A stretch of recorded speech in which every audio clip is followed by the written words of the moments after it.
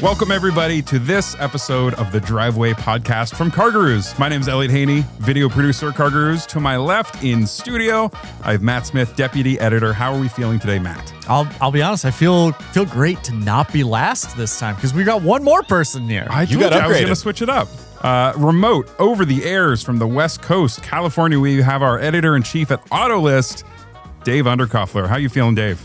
I'm good, gentlemen. Good to join you. Good to be warm here in sunny California. I know it's freezing in your studio. It is not freezing in mine. It's great to see. Things are good. I always feel there's like something about seeing Dave on camera when I'm like, oh yeah.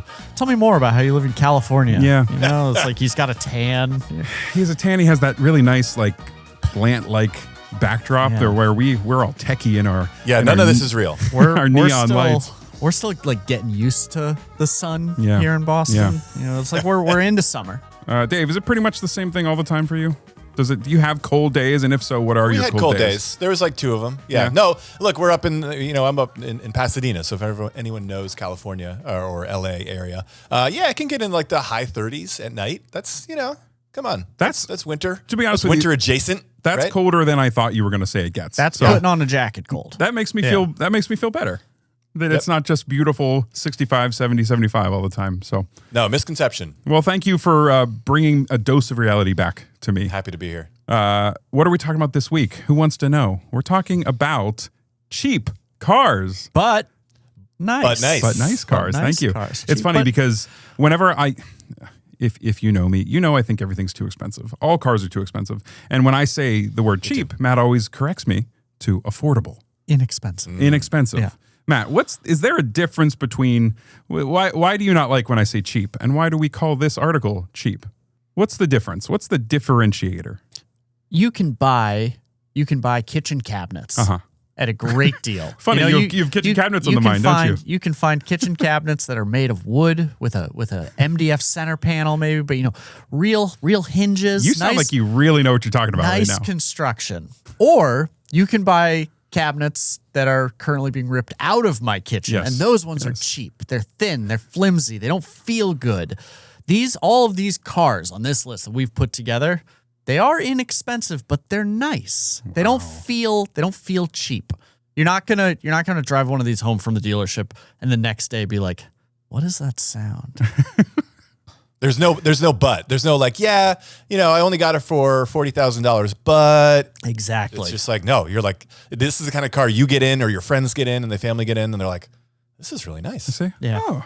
And Dave brings up a good point with the $40,000 mark because I don't know about you guys, but I see $40,000 on the window sticker and I think, oh my God. I do too. What has happened? But sadly, that is cheap these days. Yeah, new cars, average price is right around $50K. So finding insane. Stuff at $40K, I mean, we're talking 20% discount off of the average transaction price of a new car right there. And we're not just looking at the really, dare I say, cheap stuff.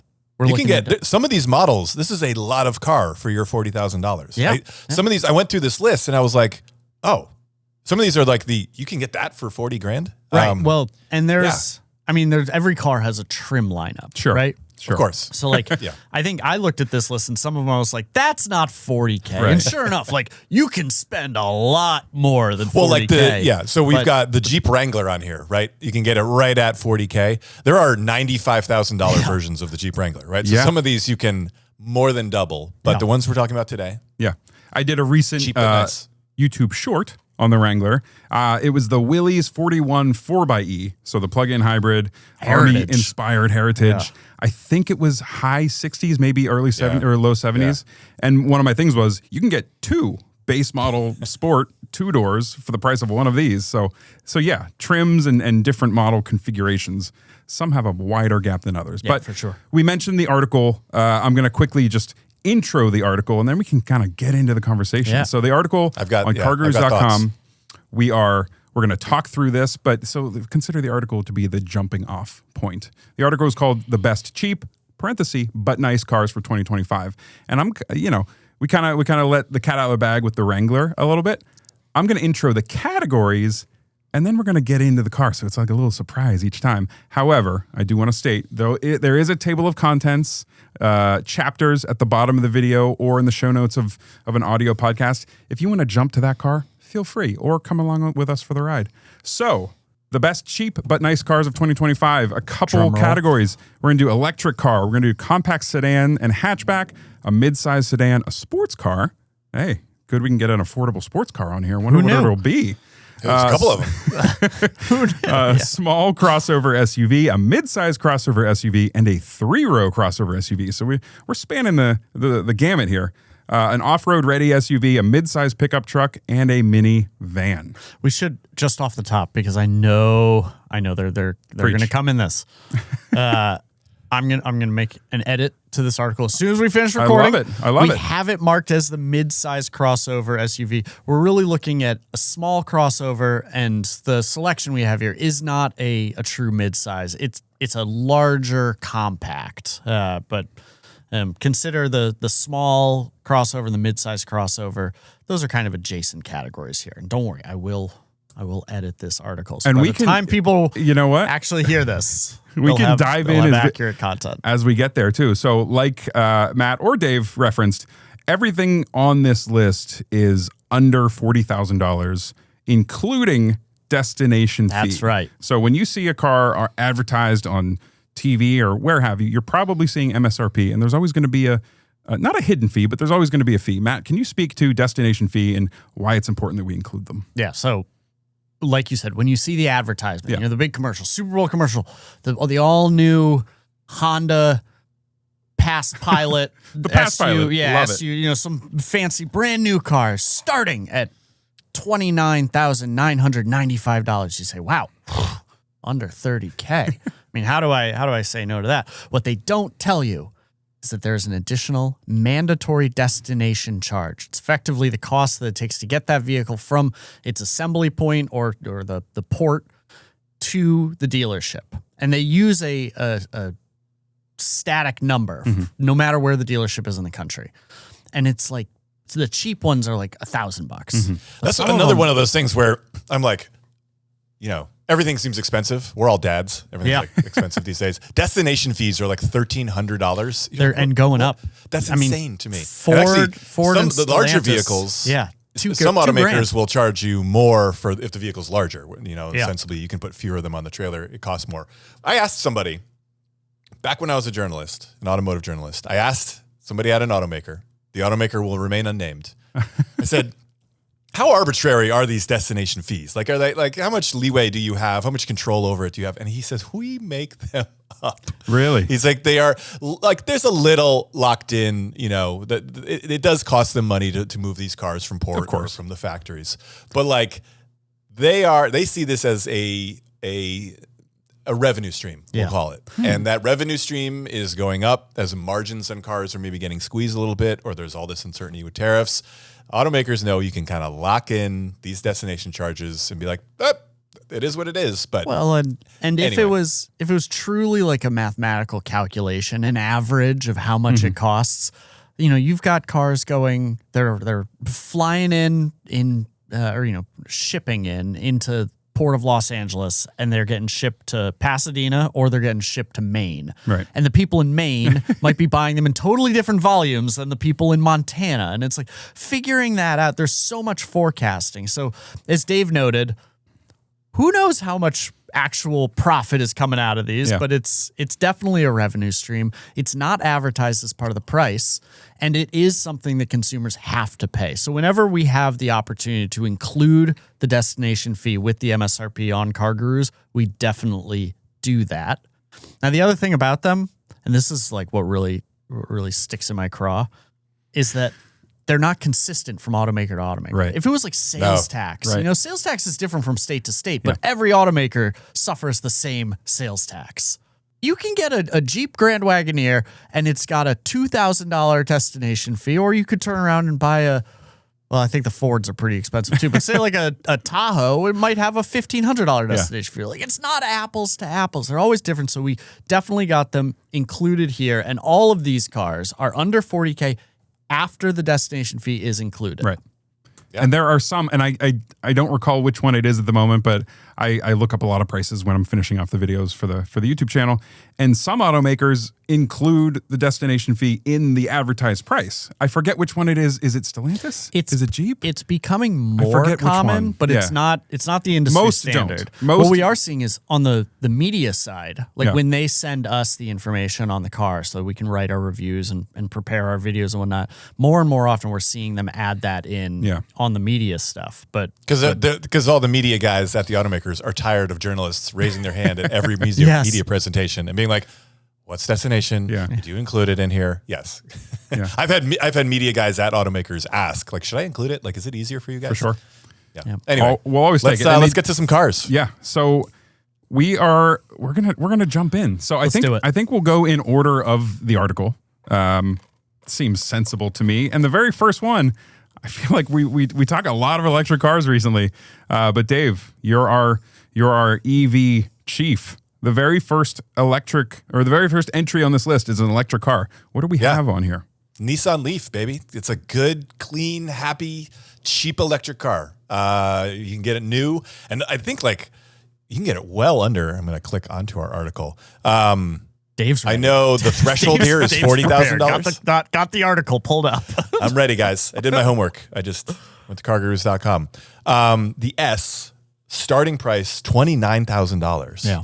And that does not include any federal, state tax incentives, rebates for being an EV. So 29 grand, we'll call it. That's a bargain. That's great. Start there.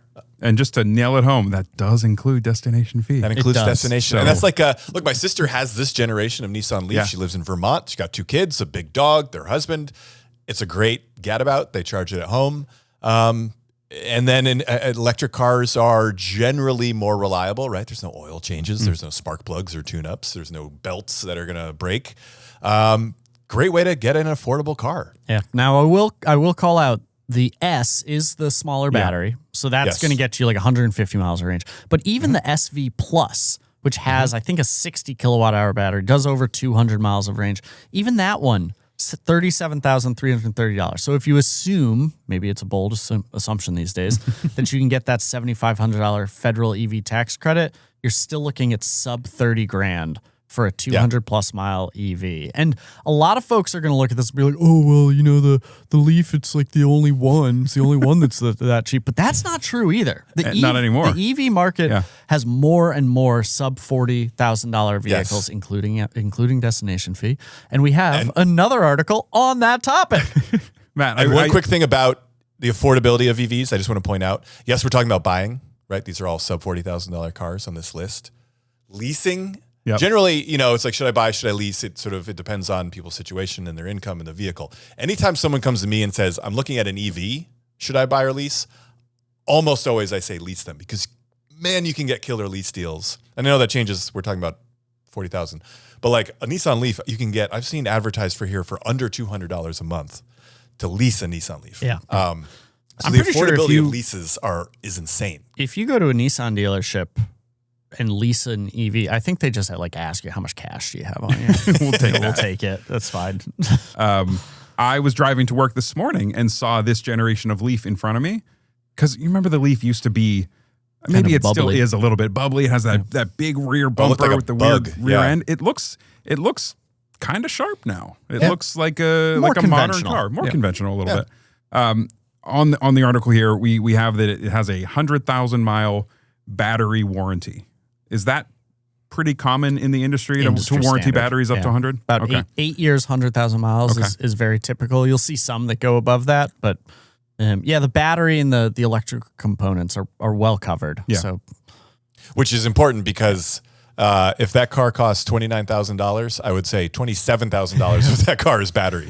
It's like the batteries make up a huge percentage of EVs cost. So good to see that warranty on there. I wish I could recall the exact title of the article. Actually, I have it right here. It was written a few days ago, so by the time you're hearing this, things could have changed. But the article is called "So Long EV Tax Credits." It seems like the EV tax credits are potentially on the chopping block.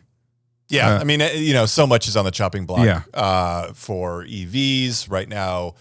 California has this mandate that everything should be, all new cars would be electric by 2035. That's being, and then a certain number of states are aligned with that. That's being challenged right now. And by the time, again, this episode airs, that could have, been ruled dead. Yeah. EV tax credits, federal incentives. I mean, the industry, and then tariffs, right? We're in a very sort of unknown time. It's best to sort of wait until you're about to go to a dealership and sort of see the latest. So our information that we have today is as of today, not necessarily when you're listening. But Matt, just to nail it home, that price, that $29,280, that is without any federal incentives. That's without any tax credits. That's the MSRP plus destination. That is correct. Hey, Coming now. up next, all that information is now wrong. Yeah, well, all that's still correct. I want to move on to the next car because this is the one where I'm like, I have opinions. Yeah. Well, the next car is compact sedan and or hatchbacks, and we have which is like we have a popular any car segment on this list. This is like the sweet spot for. This is where compact cars thrive. They're like under 40 grand. How about under 30 grand? Right? Yeah. You can get a lot of car. The one we have on the list, Toyota Corolla. Yeah. Perfectly fine. You show up at a party. You're like, hey, Dave. Just bought this Toyota Corolla. It's out front. We're looking at it. I'm like, nice choice. Yeah, You're going to good like job. it. It's going to last forever. That car will last 50 years if you just change the oil in the tires and the brakes. You're great. It's not the one I would probably choose first if my signature is on the check. Just putting it out there. I think there are so many good options in this segment. Yeah. I'd probably lean to like a Honda Civic. The current Honda Civic is like chef's kiss, the hybrid version, which I think you can get for under 40. It's all it's all of the things. It is sporty enough, it's efficient enough, it's comfortable, it's stylish, it's got all the safety features. Home run. I agree with Dave. However, if I can, it's like my job, it feels every day, it just feels more and more like I'm just here to disagree with Dave. Job security. Glad to be here. I'll make the case for the Corolla, but moreover the case for the Corolla hybrid, because I agree with Dave. The Civic is superlative. Yeah. It is just, it's a fabulous car. And if I was looking at Corolla versus Civic and not considering the hybrid powertrain, I'd probably lean towards Civic. It's a little more expensive, but I think it's a lot nicer.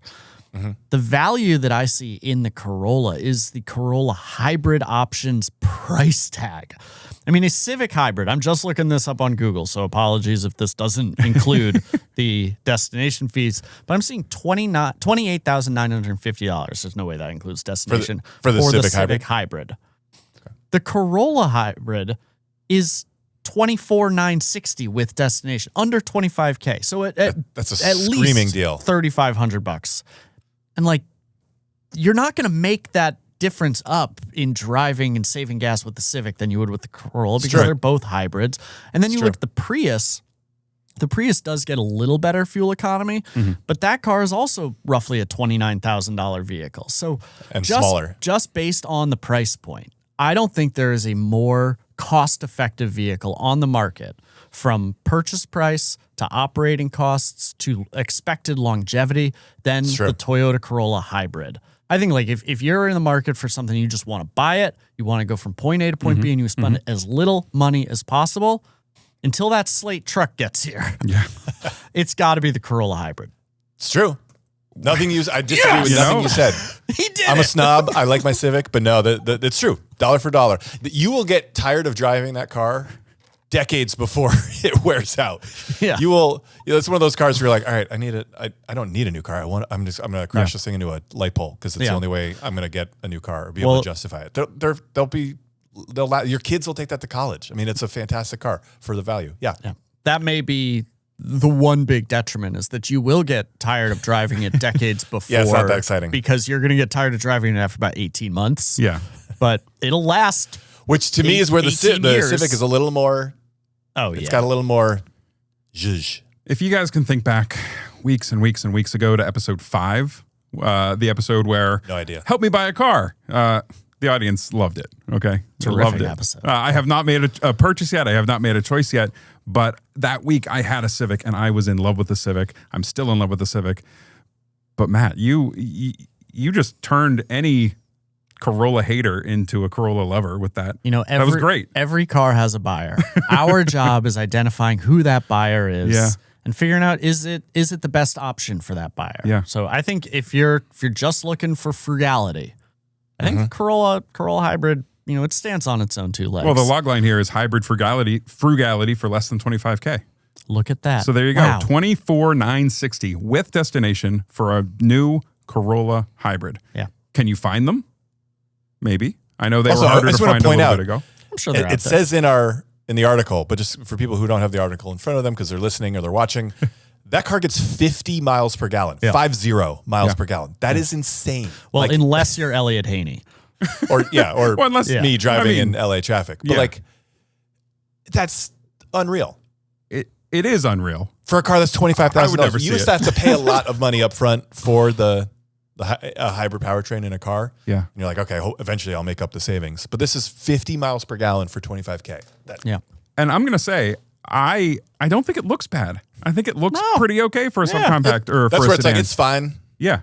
We have a really good video. Cliff Attia, one of our video presenters, we did a really great head-to-head Prius, obviously Prius hybrid, because that's all it is, versus Corolla hybrid. Really excellent comparison. And I remember when the Prius first came out, this current gen Prius, I was like, oh, that thing looks incredible. Yeah. I love it. It's so cool. But the more what I took see you so long, Toyota? The more I see it, the more I kind of get like door stopper out of it. Like I don't love. No, I love it. Do you? So I actually personally prefer the look of the Corolla hybrid to the Prius. Oh no, hard pass. Hard disagree. Love it. The current Prius, I'm a big fan of. It's one of those things where like, Toyota, why did you not make the earlier versions of the Prius look like this? Like, what the heck? The previous generation of the Prius was one of the more awkward looking cars in the past 20 years. Yeah. Like, don't at me.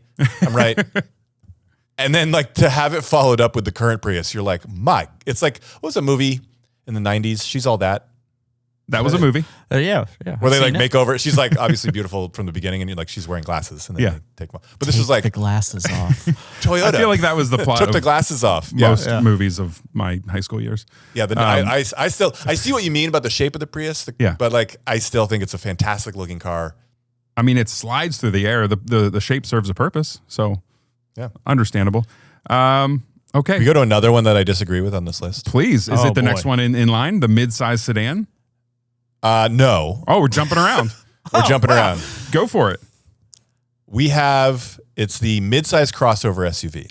Okay. Yeah, okay. Which is not actually a midsize. Right. I'm going to edit the article. Well, this is where it's... well, consumers also... It's like... This is one of these areas where it's like sort of nebulous. People are like, well, what is midsize versus compact? Yeah. It's on this list. The current Subaru Forester. It's been recently redesigned. Lovely vehicle. I don't know if I would say it's my top choice. Although, talk about a competitive segment. Oh my gosh. Yeah. This is probably the most competitive segment. So competitive that everyone in the world is buying. So should we bring in the small crossover? Because we have the Hyundai Tucson as the small crossover winner. Yeah. And honestly, they're pretty similar in size. That's what I'm saying. Yeah. They're kind of the same category. Dave, how would you play these two off of each other? Ooh. Well, this is one of these areas where I would imagine the three of us are car nerds. We're getting hung up more on the segment. I would say most consumers are probably comparing prices to prices. And if one vehicle is slightly larger or smaller, that's not as... People shop by price. Sure. Right? So if they find a vehicle that is the right size and in their price range, they sort of don't care what the segment, quote unquote, is. Right. So let me say this. Anyone shopping for a vehicle... let me rewind. Hyundai and Kia do value very well.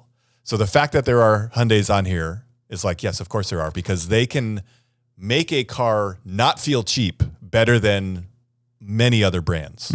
So the fact that the Tucson is on here, the fact that the Santa Fe is on here, I'm like, yep, because you get in the base models of those and it doesn't feel like you cheaped out. So I like that the Tucson is on there.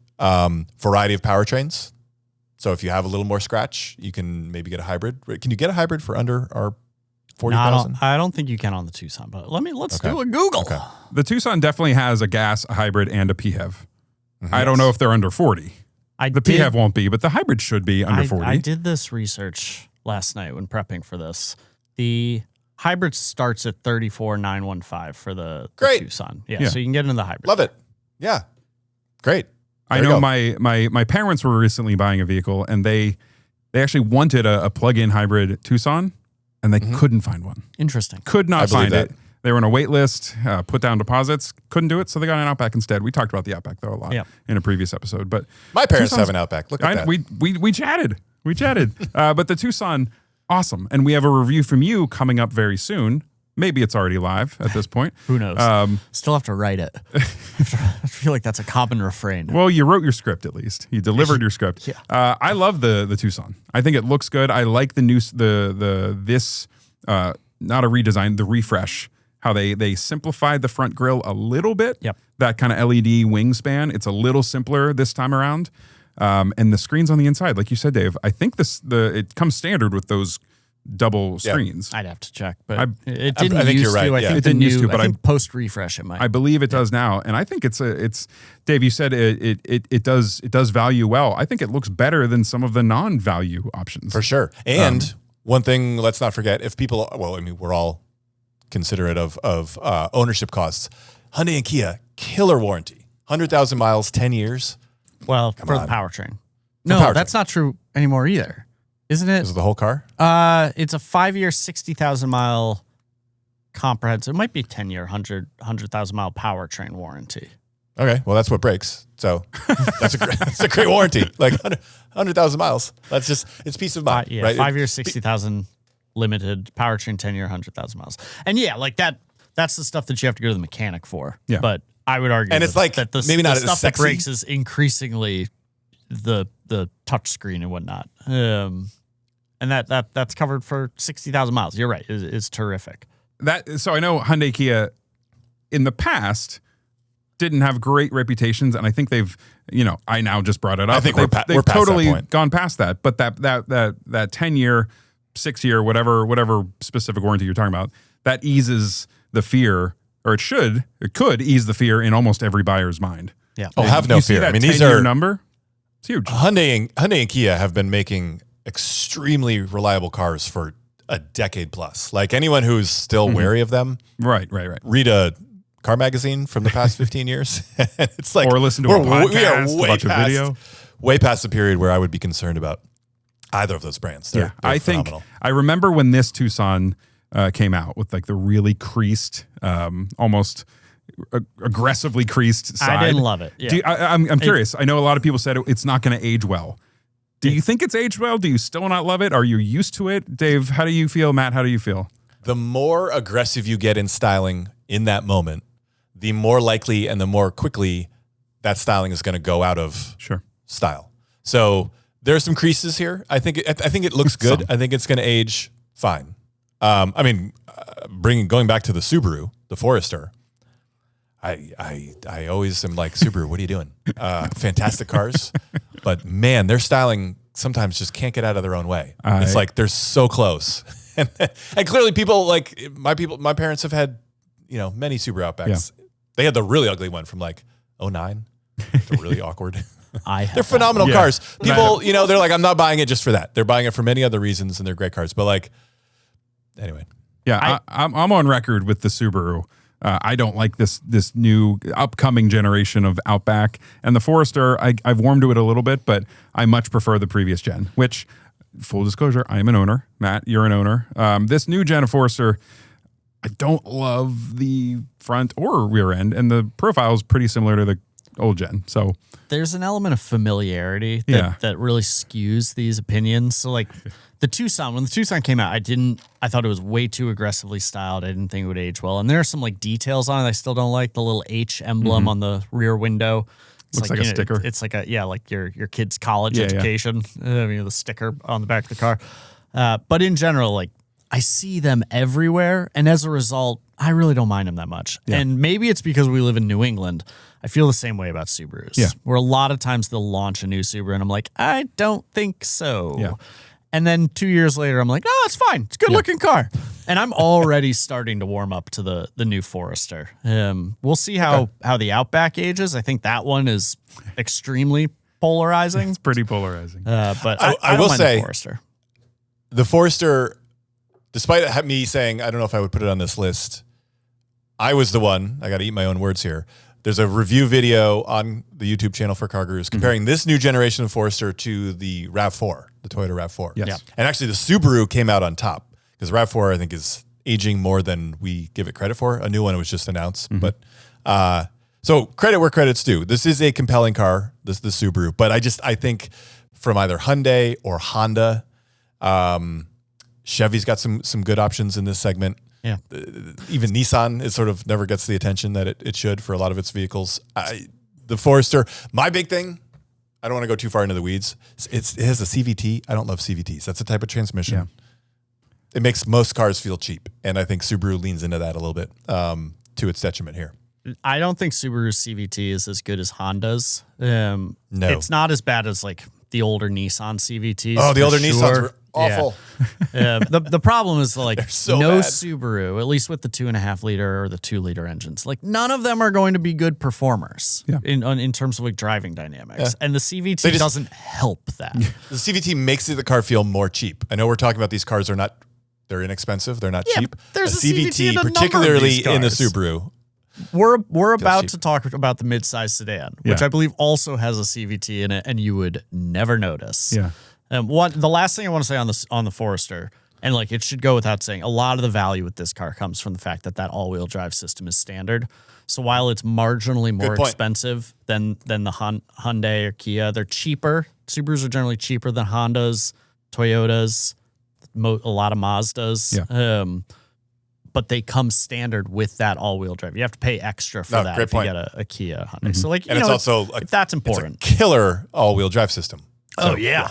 Great point. Yeah. I mean, that's why I am an owner. When I was looking, all-wheel drive was a must-have for me and my family, and Subaru was if not the cheapest, it was one of the cheapest ways to do it. And I frankly think it probably was the cheapest because I bought it, and that's what I do.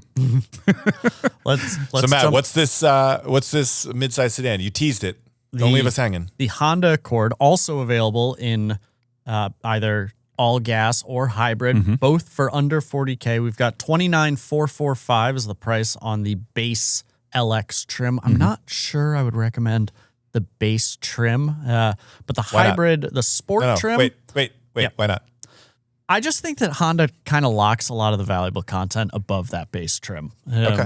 And fair. Sometimes it's like, is that different from what every automaker does? It's the stuff that I want. Or is it worse with Honda? It's just like the stuff, the things that I really want are, you have to go up a level. Yeah. I mean, and on some cars, like, that could be the slightly bigger screen. Yeah. It could be more advanced stuff. Yeah. Like I really liked that my car. I have an Accord, not this generation. It's an older one, and it has just a gas engine.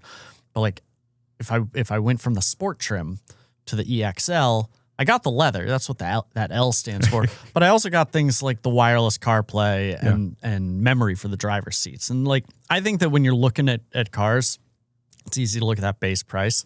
Also consider what's important to you. Yeah. Maybe you want those trims. It's true. Or those extra trimmings. Now with Honda, with their hybrid pricing structure, the trims are even more important with Honda. Right. Yeah, can you talk to how they kind of structure their ICE and hybrid lineup? The hybrids, the base price for the hybrid is on the sport trim, which is $34,805. But that's effectively 3 trim levels above the base trim LX, which is just under $30K.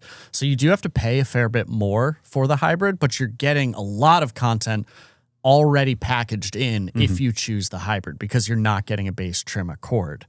And I personally, I think the H on the new Hondas is like comically small, but otherwise I think it's a really good looking car. There's tons of space in the back of these things. You've got good trunk space, really comfortable.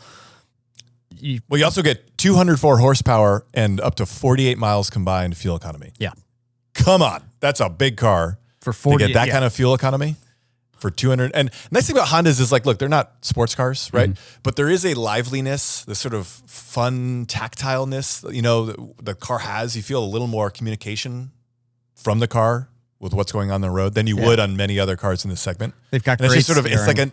it's a nice to have. You're like, ooh, I kind of like this. Even if you don't think you're a car person, you get in an Accord if you just drove a Camry and you're like, ooh, this is nice. It's got a little more feel to it. I will say, I think we all agree on the Honda Accord being a good value. But Yeah. if we're talking about cars that give you good driving dynamics, Are you going to the sports car? Are you going to the sports car segment? Segway. The topic after the midsize sedan. Do it. Can I just say it?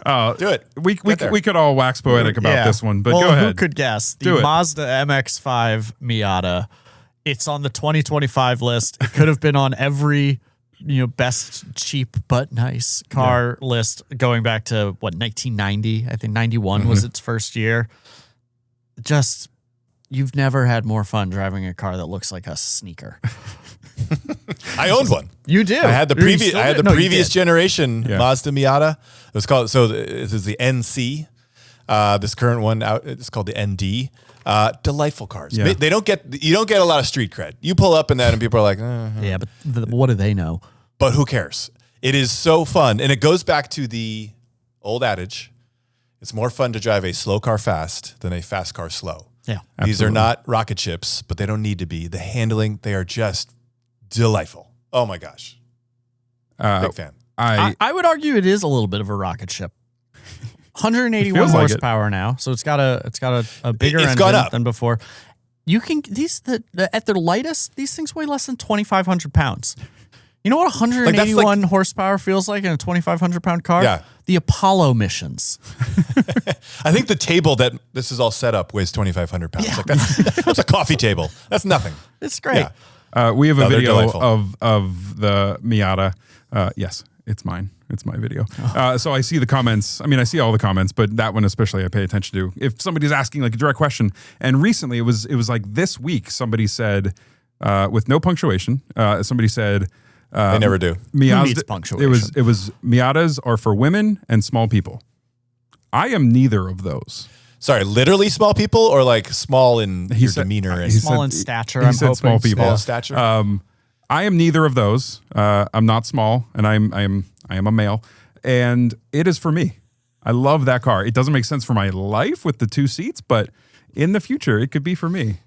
Yeah. It's one of those cars where it's just like set aside your ego. Yeah. And like, who cares? Your inner joy, you are having so much more fun than 98% of the other people on the road. Screw them. It's a great, fun car. You hear that, everyone? If you want a great, fun, cheap, but nice car, Mazda Miata. They say MIATA, Miata stands for Miata is always the answer, and it's the answer to this question. For sure. What a fantastic section on the Miata. Thank you, Mazda. Great work, for everyone. continuing the Miata. Yeah. I want to go to trucks. Trucks. Gosh. Can we go this guy- trucks? This guy cannot, he can't just go in order, can he? Hey, he's keeping us on our toes. All right. Nope. We're Tell- talking trucks. tell me Because I about think the truck. trucks. Tell me about the when truck. people hear that the average new car transaction price these days is now past $50,000. You know whose fault that is? Full-size trucks. Trucks. Full-size trucks are $100,000 plus now. And you look at what a $100,000 truck is and you're like, really? What about that is $100,000? Like, they're nice. Oh, they're nice. Full-size, and like, that is where American consumers are spending so much money, and it is sort of dragging that and like full-size SUVs, dragging the average transaction price up.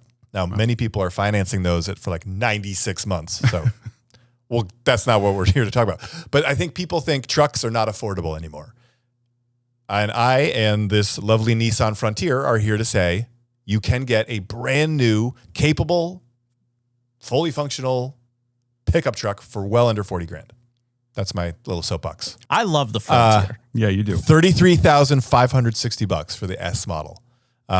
And that's with what? A 3.8 liter V6, 310 horsepower, 9-speed automatic transmission.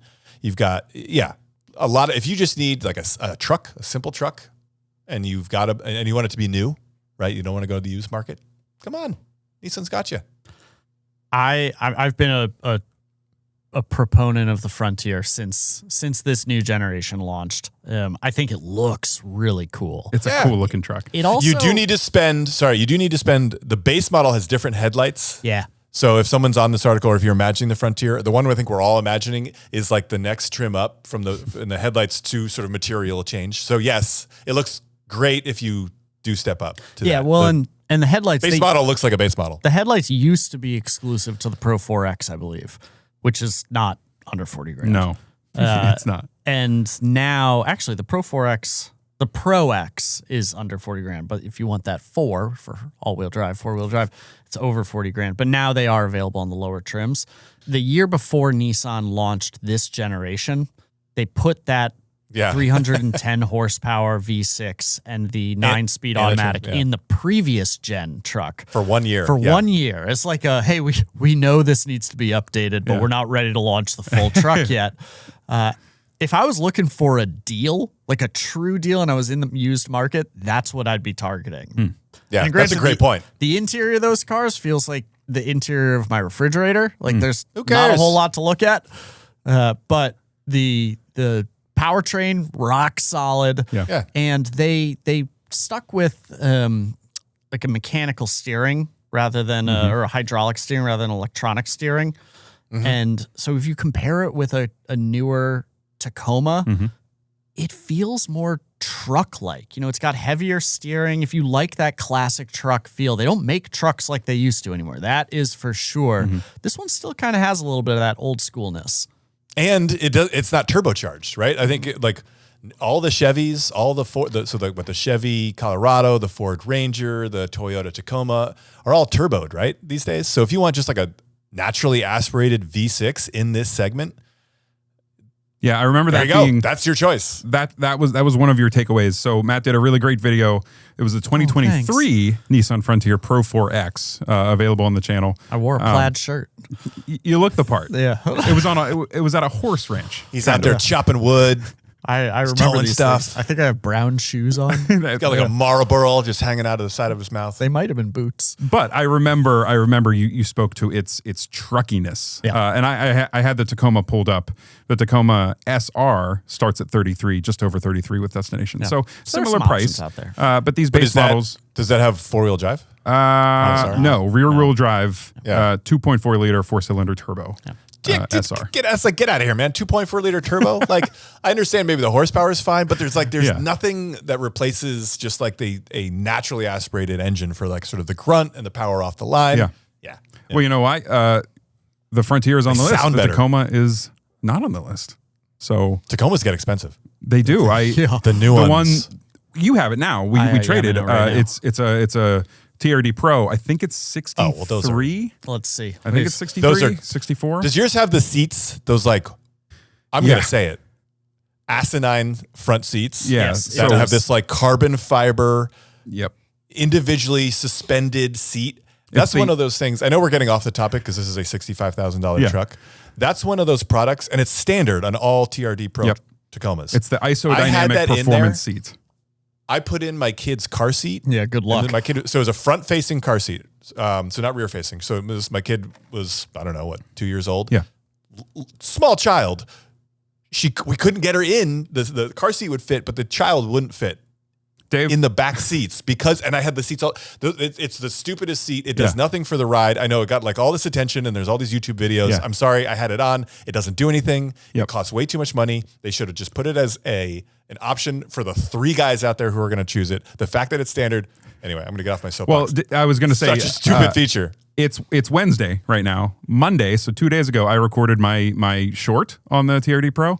And I basically said the exact same thing that you just said. I could what fit are you doing? I could technically fit the car seat, but I could not fit the kid in the car seat. So they don't do that much, and they probably added. That's an expensive truck. Those are not inexpensive seats. So why not have the price of the truck be lower? And then again, for the 3 knuckleheads who think they need those seats, they don't. I mean, go spend $3,000 or $4,000 on the upgrade for it. But like that takes so much usability out of that truck. Even if you're not putting people in the back seats, if you're putting gear, it becomes whatever a 2-seater you use truck. the rear seats. I would like to point out that when we started this morning, it was 10 a.m. for Dave, Like this guy is cooking. Sorry, I gotta check my. Yeah, I'm all worked up. All right. Well, don't unplug the pacemaker. we just spent a few minutes talking about the $65,000 TRD Pro on the cheap but nice affordable list. Yeah, so we'll cut that out. Sorry. I'm not cutting it out because I love it. But we are going to move on. I think the next one in line is we talked about a small crossover. We talked about midsize crossover, kind of. Next is kind of also midsize, but 3-row specifically crossover. We have the Hyundai Santa Fe on the list. If I can just dive in real quick, in and out. Hey. Because I have not driven this car. Okay. So I'm going to defer to you guys on that. Just from a styling standpoint, just hard pass. Hard pass. It's polarizing. It looks like I bought a Land Rover at Walmart. Like it's but like this is not a name brand SUV. Yeah, that's fair. I'm out on it. But price, I'm in on the price. So go ahead, guys. It's polarizing, like you said, Dave. And Matt and I'm not gonna say we're on polar opposites, but Matt hates it. I don't love it, but I don't hate it. I'm kind of lukewarm on it. I think it looks. I appreciate they did something different. Hyundai kind of. It seems like every vehicle feels pretty different than every other vehicle, whereas like they take Toyota, big swings. Yeah. Toyota, every car kind of like that's a Toyota that has the same LEDs, it has the same DRLs. Hyundai kind of swings for the fences every vehicle they put out, and this swings. One, it's different. I don't hate it though. Yes, maybe it looks like a Walmart Land Rover, but Land Rovers are cool. Tell me what they're trying to do, Dave. Maybe you can tell me what they're trying to do. I just see it as like design.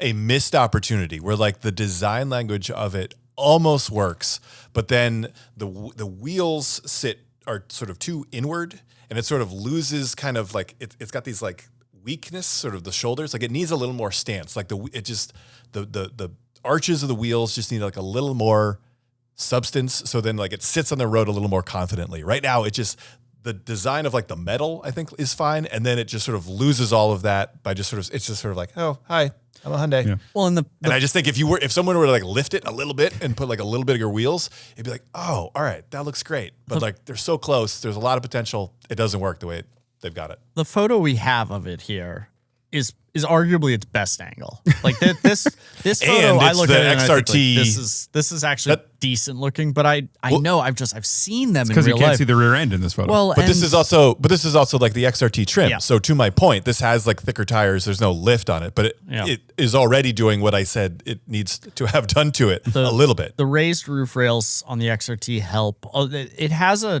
a more sloping roof line than this photo makes you believe. Like you look at that and it just feels like it's too soft. You know, it's like they tried to make a Defender style SUV, but they couldn't quite do it because we need aerodynamics. Yeah. It's like, well, you know, it's a real compromise in that everybody loses. I will say, if you are listening to this and you're like, you three guys are idiots, which I'm sure it's a long list of people saying that, if you're on board with the styling of the Santa Fe, the execution of that vehicle is fantastic. Okay, like, once you're in it, great vehicle, nice size, because it's got the third row, but it's like the third row where it's like, I don't know if you want to be a 6'2" adult back there every day, but it's like the third row when you need it, and then when you don't, you fold it up and you've got tons of cargo space, right? Like that's, I think so many consumers, they want that third row occasionally. And if, otherwise, if you need like a third row all the time, this might not be the vehicle for you. Mm-hmm. But I think like nice style inside, comfortable, reliable. It's got the warranty we were talking about. I mean, once you're inside it, it's great. So exterior design, it's a polarizing beast. But what we're saying is on the inside, this fits the bill of an inexpensive, but nice car. Yeah, and as it happens, I never see myself driving, so what do I care about how it looks on the outside? And the hybrid, the SEL hybrid, $39,275, just including destination. Wire. That's a deal. Sneaking in for the hybrid too. Yeah. Or if you don't want the hybrid, I think I tested the hybrid and I didn't love the powertrain. I'd have to look up my notes. Or just the base model, $35,000. Yeah, almost just 36. Under 36. Yeah.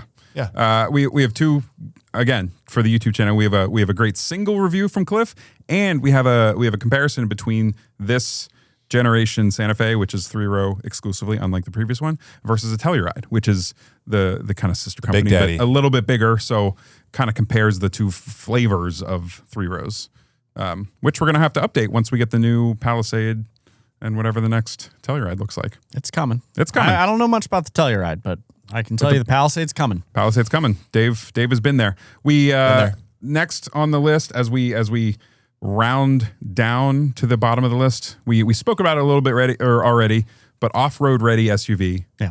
You know it. You love it. The Jeep Wrangler. Nope.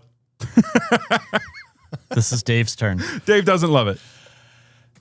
The only Jeep Wrangler that I think is the better choice over the Ford Bronco is the aforementioned $95,000. What's the 392 with the SRT stonking 392 V8 in it? Just not on the list. Arguably the most Not fun on the vehicle list. I've ever driven.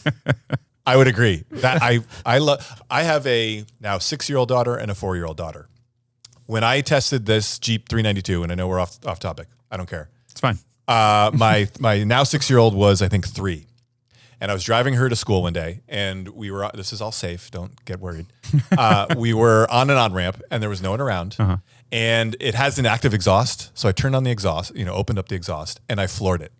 And the giggle. Legal department. This is, No, you got to get up to highway speed quickly. We weren't speeding. We were within the speed limit. Yeah. We just accelerated. The giggle. Very quickly. The noise that came out of my daughter's, laugh. I have never heard her. It was pure joy. And I was probably giggling the same way. So anyway, we can cut that out later. Fantastic car. But if you are shopping for a cheap, inexpensive, not cheap, off-road ready SUV, I think I would put the Ford Bronco. I think it is more refined. I think the on-road driving experience does not feel like you have had the roof ripped off and the doors have been ripped off. There's like a refinement to the Bronco that the Wrangler I don't think has. You also have some more powertrain options on the Bronco that the Wrangler doesn't offer. So sort of soup to nuts. If you're going cheap, 2-door version of these, my money's on the Bronco over the Wrangler. May I? I just have a quick question before unless Matt, you're going to talk about price. Can you get a Bronco for as affordably as you can get a Wrangler? Like the 2-door Bronco, no, does it come cannot. close to 32, 33? It's like the Corolla versus the Civic situation. And I agree with everything Dave said. The Bronco, it's a more poised, planted, better to drive on road for sure. Absolutely. But the base price on the Ford Bronco now, 2-door base trim, $39,890, including destination. Now that does sneak under, but that means you are locked in to the base trim. And that's can't get a 4-door option. That's $7,000 more than what the Wrangler starts at. $6,000. About $6,000. Okay, considerable. But I mean, the 4-door, if you want, but I think you're getting more for your money, though. Yeah, well, not if you want 4 doors. Can you get a 4-door Wrangler under $40,000? $38,690 for the Sport 4-door. So I mean, you can't get a Sport S for under 40 with 4 doors, but you can get the 4-door Sport 2-door. I think probably a Sport S 2-door. I just think the Wrangler, it's not the same caliber, but I feel like you're getting roughly the same amount for your money. And if you are on a budget and you want something that's fun, these cars are still fun. They're so fun. Mm-hmm. So they're fun. Yeah, if you tack an extra $10K on the budget, Bronco, 10 times out of 10.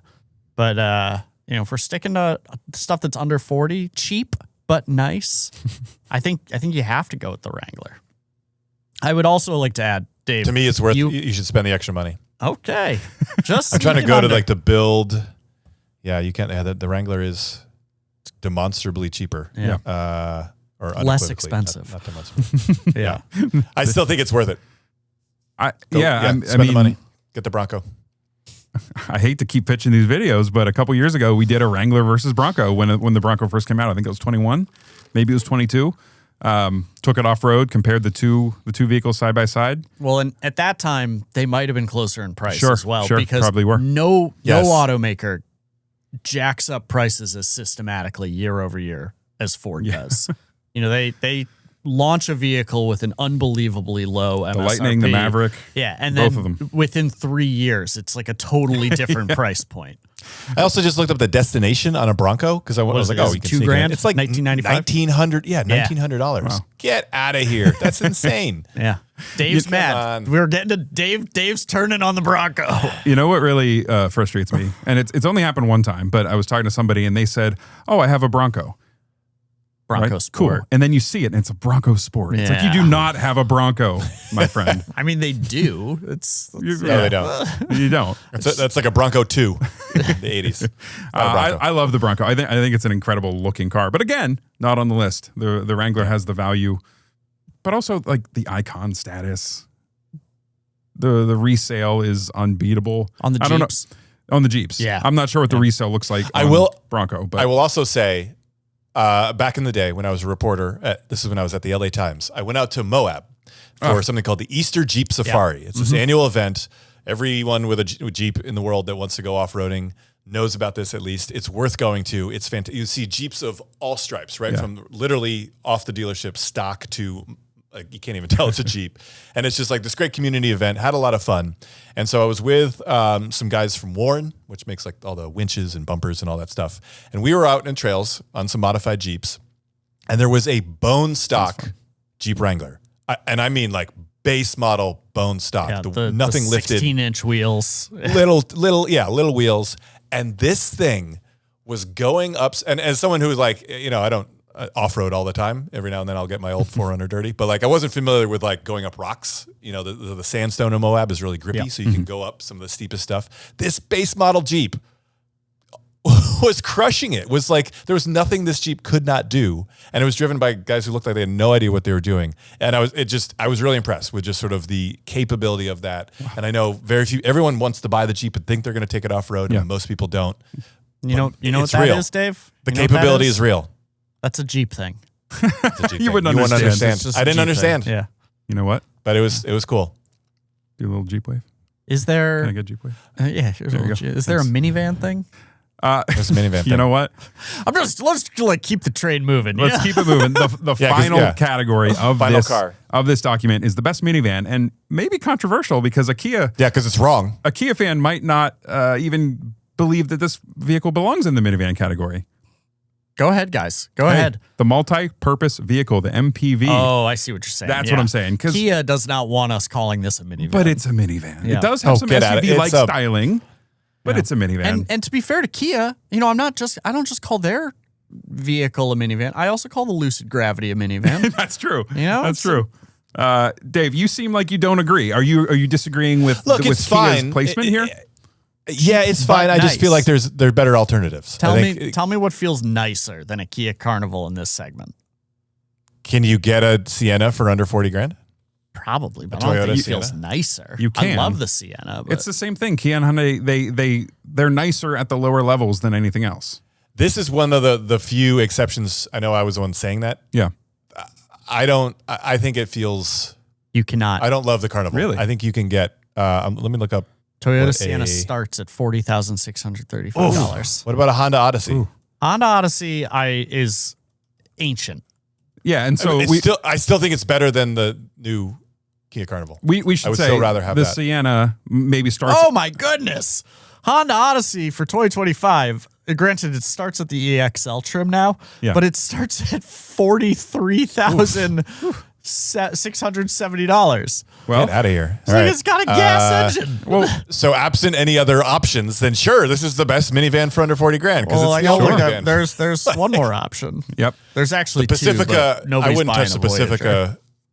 Oh yeah, don't. Yeah. Don't. So Get the Kia. Carnival. Oh yeah, and so it's the only option. It wins Okay. by default. Yeah. Well, bravo. There we go. But And you It don't was like like it. me playing soccer. Yeah. I think it looks the best from the outside of all those Sure. options. I agree. I do like the Sienna. Mhm. I just think that, I like the Sienna. The population is going to prefer the Kia. I disagree. What population? From the No, outside? I think. I mean, the Sienna is just like unapologetically a minivan, whereas the Kia is trying to hide it. But it's still, like you said, it's still a minivan. We all know that. I think if you have a budget of $45,000, I would get either the Sienna or the Odyssey. Even though you're right, the Odyssey is super old at this point, it still holds its own. Well, and we should say Kia, about it's those. fine. It just there's nothing about it that was particularly great, or I don't know. I'm not a fan. I don't think it excels really at much. The big thing to keep in mind with prices and when we're comparing these different vehicles, the Sienna hybrid only. It's a 4-cylinder hybrid. That's it. The Carnival has some options. You can do a gas only. You can do a hybrid. And is there also a plug-in hybrid Carnival, or just a standard hybrid? Yeah. Okay, there should be. And then the Odyssey is only a naturally aspirated V6, no hybrid, no turbo. But a 4. lovely V6. Yeah, it is a very good V6. So they're really 3 very different kinds of things. It's going to fit one of your Or you spend more money, and the Chrysler Pacifica has a plug-in hybrid. The reliability is atrocious on those, but in theory, it's a nice concept. Yeah.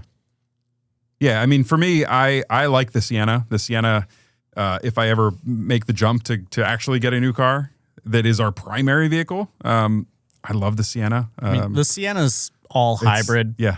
Like, they reshaped the minivan market, in my opinion, when they did that. When they said, we're not selling you a gas engine, all gas Sienna anymore. I think most people would look at the Carnival and say, I like how that looks more than the other options. And I agree. I think when you get inside the Kia, like, there's nothing inside the Carnival that looks outwardly cheap. I mean, frankly, it looks but there's nothing great about it either. Other Kias and other Hyundais. I wasn't impressed. Yeah, I wasn't. It was fine. It's fine. Look, if you're on a budget, cars are expensive, and you have 40 grand and you have to stick to that. Look, I get it. I've got 2 kids and a mortgage. Get the Kia. It'll be fine. I just think if you can step up to 45, you've got better options. Yeah. Well, and the challenge is it's not like you can get rid of one of the kids to afford the bigger minivan, because then you wouldn't need a minivan anymore. Yeah. It's like, it's the paradox of parenthood. Well, there we go. I feel like we've landed, and on one where we're like, yeah, this is what we got for you. It's the spiciest one, and I do think it's funny that this list of sub 40, it's technically the only one that even qualifies. So that also blows my mind, Matt, like you said, that the oldest model in that segment, the Honda Odyssey, is like ancient at this point, and I didn't realize it's 40, I think with destination is 45. Like, they've you're been old. dropping You should be cheap. They dropped their cheap trims probably as they're getting ready to launch a new one. I think they made their money. I mean, they're either going to sunset the Odyssey, which I hope they don't. No, please don't. Or if they're going to compete, they're going to have to put a hybrid powertrain in it, which is actually very exciting because the Odyssey is built on the same line as the Passport, the Pilot, and the Ridgeline. So, like, if we get a hybrid Odyssey, it means coming down the pike, we could also get a hybrid Ridgeline, a hybrid Passport, a hybrid Pilot. These are exciting options, but definitely a different podcast. I'd say that's inevitable. No one has confirmed that, but like that's I think that's where they're forced to head because they put everything on that platform. It's a great platform, and they'll have to do some sort of hybrid for fuel economy. Yeah. But anyway, Elliot. Yeah. Lovely discussion, Matt. Yeah. Hey, thanks for the time this week. I do like that we finished on a controversial one that we don't agree on. Yeah. I love that. Hop down in the comments. Yeah. Let us know what you think. We're all wrong. We're all idiots. Just say it in the comments. We know. We've heard it before. We do our best. We're trying to have some fun here and bring you some lively conversation. I want to know, what did we miss? What did we miss? We talked about some other options to some of these, but like, what are our blind spots? Let us know. Yeah, like, what do you guys own? Consider this. Yeah, that you love or hate. Yeah. Tell us. I think there's a lot we didn't talk about in the compact crossover segment. We really focused on Tucson and Forester, but there's a ton of great cars there. Yeah. So I'd be surprised if there weren't some heavy disagreements with those two. Yeah. Have it out in the comments. Yeah. Let us know. That being said, I've said it throughout the episode, so you're sick of hearing it, but a lot of these cars, most of them, are available as a video review on YouTube and also a written review on CarGurus.com. And you can also buy these cars. You can buy these cars used and new. But hey, thank you guys for podcasting with me this week. Matt, thank you. Dave, thank you. Can't wait to see you in person again. All right, thank you. Good to see you guys. All later. Right. Bye.